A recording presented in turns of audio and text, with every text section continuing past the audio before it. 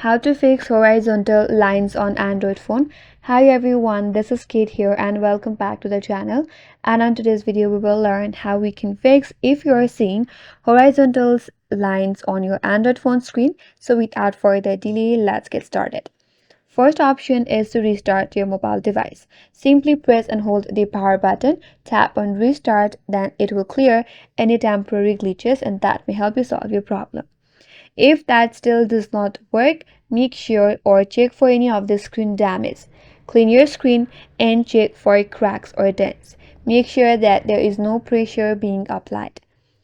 And the third option is to adjust your display settings. Open up settings in your device and here navigate to the display option. Now on the display you could try to toggle the dark theme or the dark mode, and you could also go to the adaptive brightness and change it a little bit, and sometimes these settings can also reduce the screen flickering or the line effect. And if that still does not work for you, make sure that your system is up to date.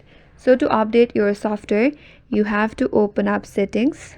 Under settings, head towards the system, tap on software update and install the latest update if available. Here, bugs in older firmware or your software can also sometimes cause display issue, and check if your problem is now solved or not.